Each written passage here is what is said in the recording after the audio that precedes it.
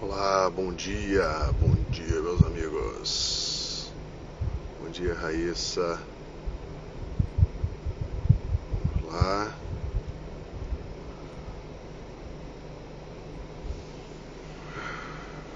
Tudo bem? Desculpe-me a minha ausência aí esses dias, mas realmente aqui quando...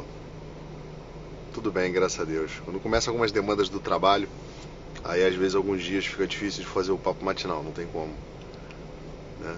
Mas e aí, vocês estão bem? Estamos terminando nossa semana, sexta-feira. Bom dia, Vitória. Tudo bem? Como é que tá a família? Bom ter vocês por aqui. Bom dia, Nicolas. Nicolas Brandão. Tudo bem, Nicolas? Seja bem-vindo ao nosso papo matinal. Bom dia.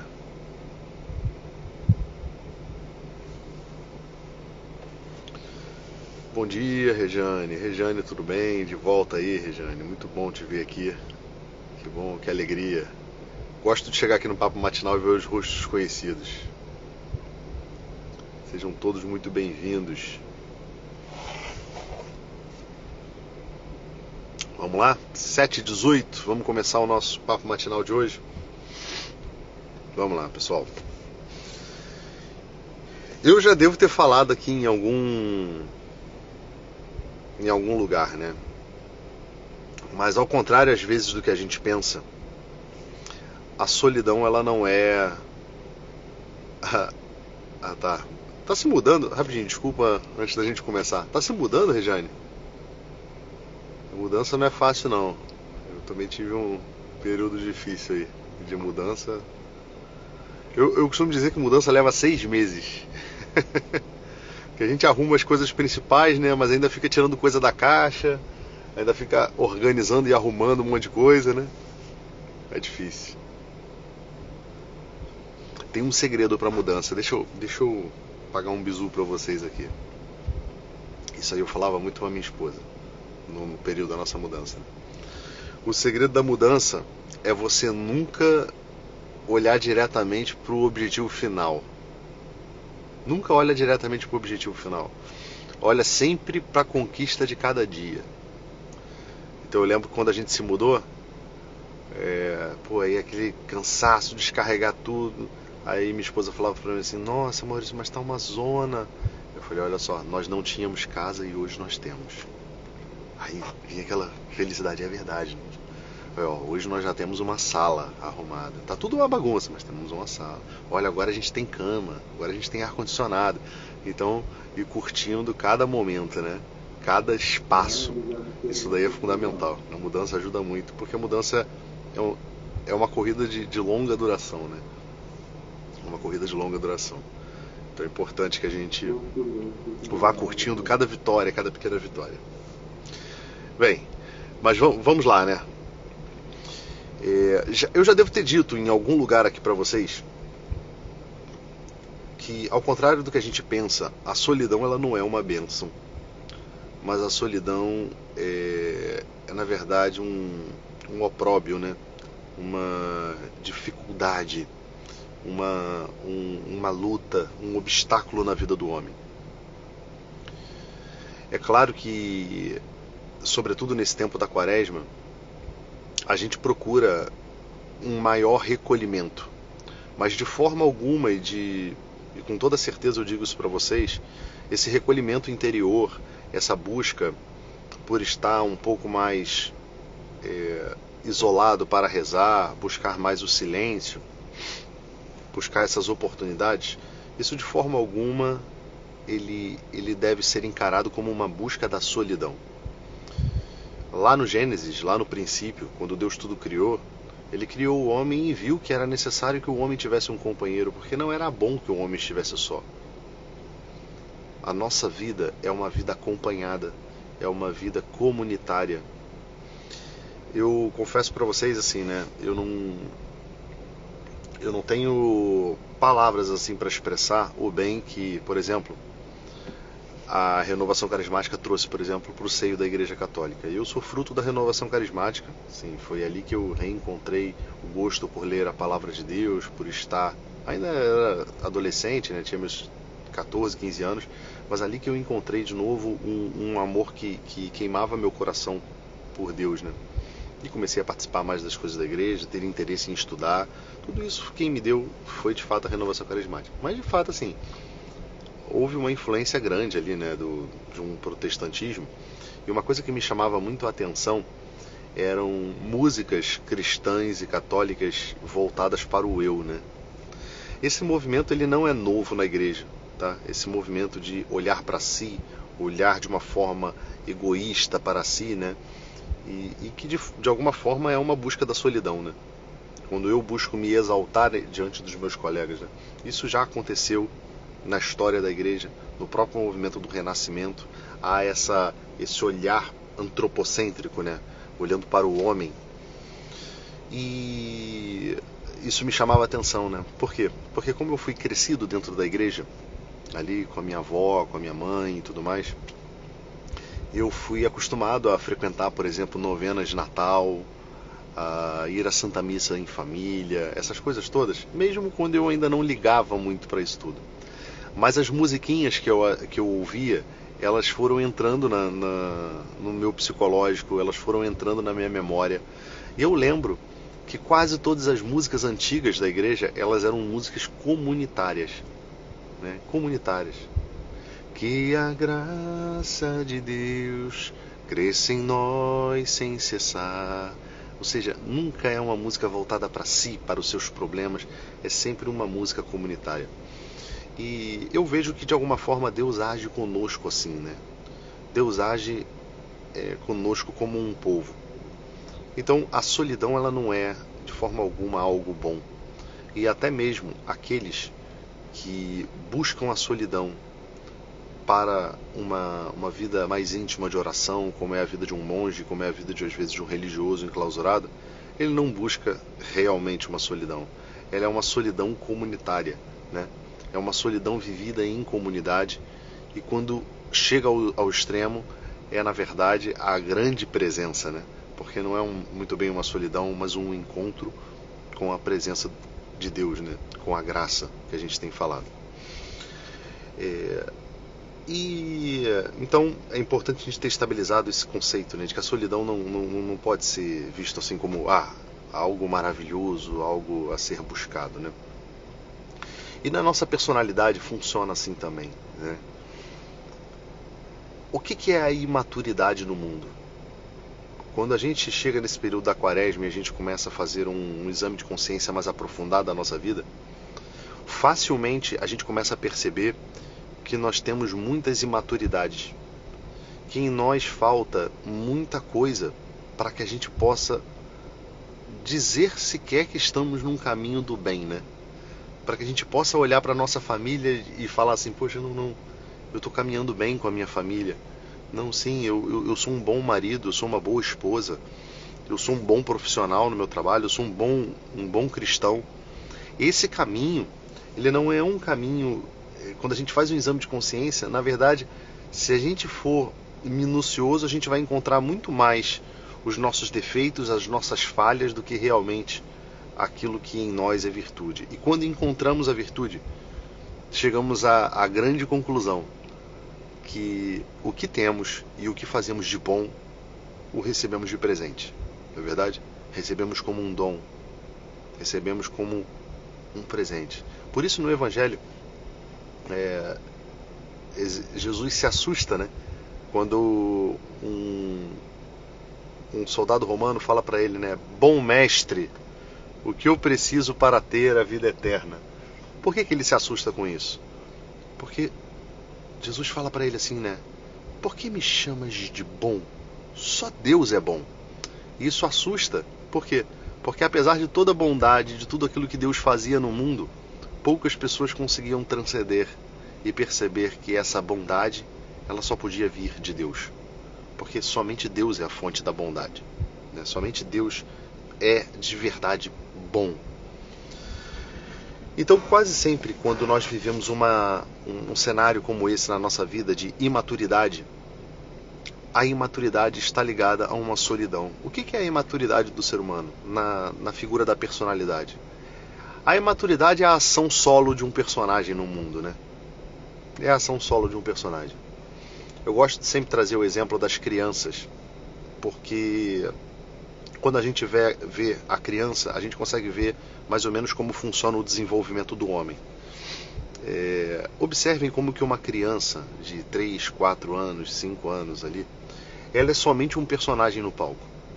Falta para ela um roteirista e falta para ela um crítico, dentro lá da nossa teoria das 3 pessoas da personalidade.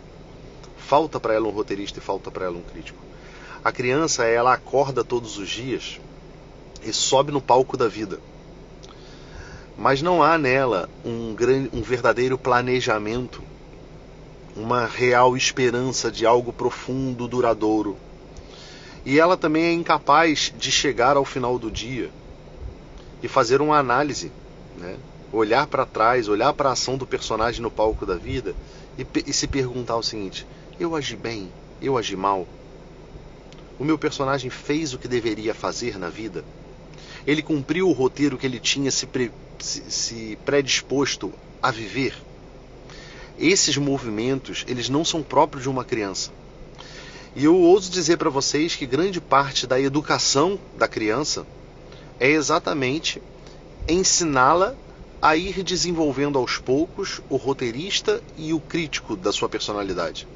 É fazendo a criança deixar de ser simplesmente um personagem no palco sem roteiro e que também não sofre uma crítica, ou seja, um personagem que nem sequer está nos holofotes, porque ele é um coadjuvante da história de alguém, porque quando a gente entra no palco da vida sem um roteiro para se viver, fatalmente os roteiros mais atraentes eles vão atrair a nossa vida, atrair a presença do nosso personagem.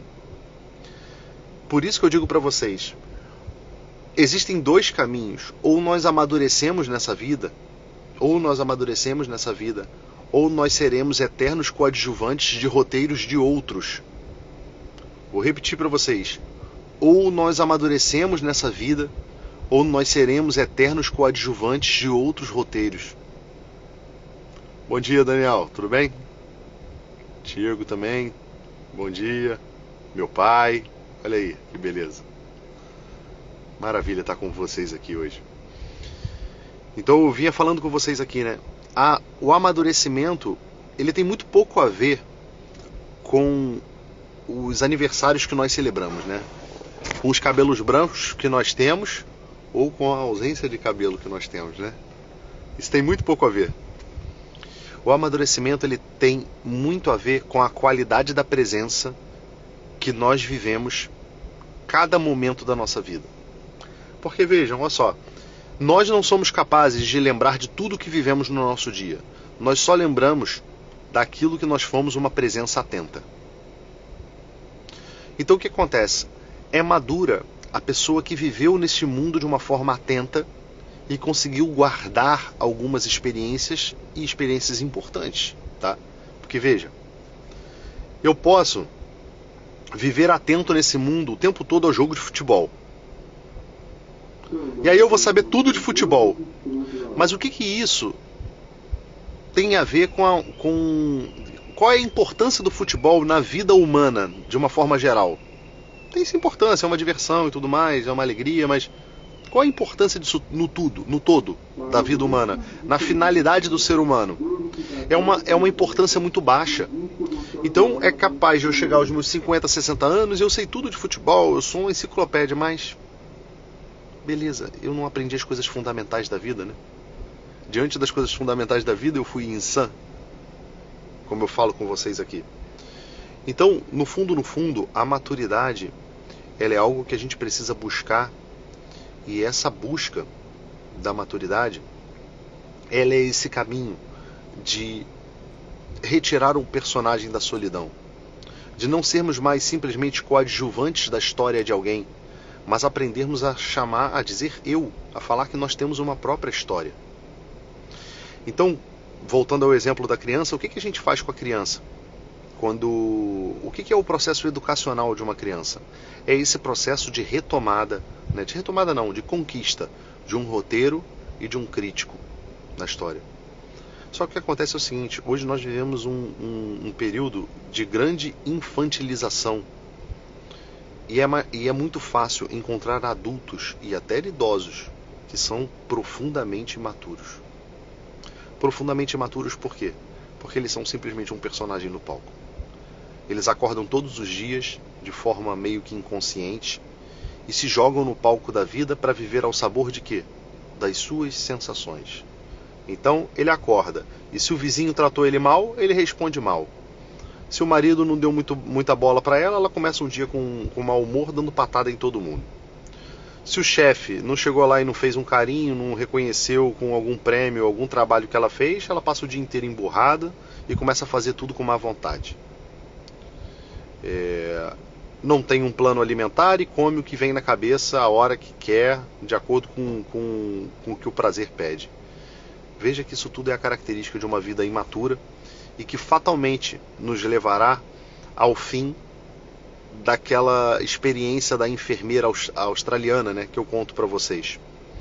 Quando ela diz assim, no estudo que ela fez com os pacientes terminais, que o maior motivo de infelicidade no fim da vida das pessoas não era não ter conquistado isso, conquistado aquilo, não ter viajado para Bahamas, não ter tido grande sucesso profissional, mas é ter olhado para a sua própria vida, olhado para trás e visto o seguinte: eu não conseguir dizer eu viver sobre a demanda de outras pessoas. Isso é muito triste. Então um caminho de maturidade para a nossa vida é reconquistar essa capacidade da nossa personalidade de não só estar no presente, mas de buscar a companhia do Maurício do passado e do Maurício do futuro, do Maurício crítico e do Maurício roteirista. Eu acho interessante que o evangelho de hoje, Jesus nos convida a não termos, Jesus nos convida a termos uma justiça maior do que a dos fariseus. Que a nossa justiça, se a nossa justiça ela for igual à dos fariseus, essa justiça não nos levará para o céu. Então, de alguma forma, o que ele está dizendo com isso, né? Jesus até coloca o exemplo depois, ele diz assim: a palavra diz, não matarás, porém eu te digo, quem se encolerizar contra o seu irmão já é digno de condenação. Vamos fazer essa análise aqui para a gente olhar o que Deus está falando conosco nesse aspecto aqui. Matar é uma ação no palco, né? Eu estou diante de uma situação passional e aí E aqui o matar, entenda, não só o matar corporalmente alguém, mas o matar com uma palavra, o matar emocionalmente, o matar espiritualmente. Quantas vezes, né, a gente vê por aí que a gente mata as pessoas espiritualmente quando a gente convida, por exemplo, as pessoas a cometer conosco um pecado mortal. Eu tenho um amigo de infância que o pai dele, já falecido, né, levou ele com 12 anos a primeira vez para um prostíbulo. Eu não sei se esse pai tinha essa consciência, talvez não, mas com 12 anos ele matou o seu próprio filho. É duro isso, não é? Então veja que há diversas formas de nós matarmos. Mas o que eu quero que vocês percebam é o seguinte: isso é uma ação de um personagem no palco da vida. Mas Jesus nos chama a atenção que essa atitude ela começa antes disso tudo, né? Essa atitude, ela é a atitude antes de um roteirista. A ação no palco de um personagem é, antes de tudo, a ação de um roteirista. Veja, é a ação de alguém que antes decide fazer isso, né? Ou que lança as primeiras sementes, né? As primeiras sementes para quê? a atuação do personagem no palco possa vir a acontecer dessa forma. O Tiago tá aqui colocando, né? Assim como um fruto maduro pronto para precipitar-se da árvore e morrer para aquilo que o outro vive. O meu fez isso também. Triste, não é, Tiago? Talvez o Tiago um dia possa conversar conosco aqui um pouco sobre essa experiência dele, né? Como que é triste, né? Uma atuação às vezes de um pai assim. Nós somos chamados a perdoá-los também, né? A nossa vida, graças a Deus, foi tomando outro rumo. Mas é triste a gente ver isso. Voltando aqui para vocês. Olha, vocês podem comentar à vontade, tá? Eu não consigo acompanhar todos os comentários, tá? Mas fiquem à vontade para vocês comentarem, não tem problema não. A gente vai conversando aí assim que a gente pode, né? Vejam, então Jesus alerta para essa questão, né, no evangelho de hoje, quando ele diz essa questão, né? Quando ele diz assim, não é só a questão de você matar no palco da vida, mas observa que a atuação começou antes, né, quando você se encolerizou contra o teu irmão. Então, se você não é capaz de conscientemente olhar para as atitudes de um roteirista na sua vida, o seu personagem no palco ele vai falhar. Veja que faz parte da maturidade, faz parte do crescimento nós irmos tomando posse dessas terras. Quantos pais não erram com seus filhos hoje, né, nesse aspecto? Ou porque acham que os filhos já nascem com um roteirista e um crítico pronto e soltam os filhos na vida e pronto e deixa acontecer, como se o filho fosse capaz já de criar bons roteiros na vida e de no final do dia analisar a sua história percebendo e encontrando a verdade com um crítico, ou simplesmente nunca deixam essas pessoas aparecerem, cuidando dos seus filhos, fazendo os seus roteiros. Quantas pessoas chegam aqui para mim? Isso já é real isso, tá? Às vezes vem uma senhora, uma mulher, Mauro, eu estou precisando muito da sua ajuda, preciso aqui que você atenda o meu filho, não sei o quê. E eu pergunto, não, beleza, quantos anos tem? Você falou, não, meu filho tem 28. Eu falei, peraí, teu filho tem 28 e é você que está procurando terapia pro teu filho? É claro que eu não falo isso para ela, mas isso vem na minha cabeça, obviamente. Na verdade, a terapia começa ali, porque ali eu já sei onde há um ponto de um problema grande. Há um homem com 28 anos sem uma responsabilidade na vida, pô. Que vive a vida como se ele fosse coadjuvante da história de alguém, sem nenhuma responsabilidade num palco. Sem nenhuma capacidade de tomar uma decisão, sem nenhuma capacidade de olhar para trás e verificar se o que ele fez foi bom ou foi mal. E Jesus continua, né, nesse evangelho, quando ele ainda diz assim, também te digo, isso tudo falando que a nossa justiça precisa ser maior do que a dos fariseus.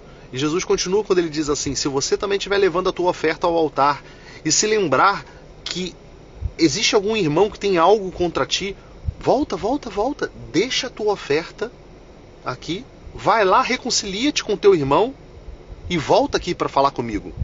Não é assim? E volta aqui para você oferecer, fazer a tua oferta. Ou seja, não é só a nossa ação no palco da vida. Não é só a ação de um personagem no palco da vida. É também a ação de um crítico. Porque se eu olho para o meu passado e eu vejo, né, que eu estou lá prestando meu culto a Deus e tudo mais, mas cara, eu não cumpro aquele principal mandamento da lei de Deus, que me diz amar ao próximo como a ti mesmo, que me diz para que eu perdoe o meu irmão não 7 vezes, mas 70 vezes 7. Se eu me lembro dessa situação, eu preciso ir lá e dar unidade à minha personalidade. Entendam o seguinte, todo o segredo da nossa vida, da maturidade, da felicidade, da santidade, ele consiste em a gente encontrar uma unidade para a nossa personalidade. Nós não podemos ser um pária no palco da vida. Um pária, uma pessoa que age sem um princípio, sem uma esperança. Não podemos ser uma pessoa que agimos na vida sem tentar comungar com uma verdadeira fé, com uma verdadeira coisa inspirada por algo maior do que nós. É somente assim, na ação das 3 pessoas, que nós encontraremos o reino da consciência. O que é a consciência, meus amigos? A consciência que se fala tanto na psicologia. A consciência é a unidade das três pessoas. A consciência é aquilo que faz com que o meu roteirista, o meu personagem e o meu crítico estejam girando em torno de um só bem. De um só bem. O reino dos céus, o reino de Deus, ele é um reino de consciência. É um reino de consciência, porque é ali o ponto de encontro. Deus pode aparecer como uma graça atual ao seu personagem. Deus pode inspirar a sua mente, né, como uma graça atual. Como uma graça atual. E te inspirar a bons roteiros na vida, te levar a boas decisões. Deus pode inspirar a tua mente e te dar o dom das lágrimas para que você se arrependa dos seus pecados e assim ele entra no seu crítico como uma graça atual.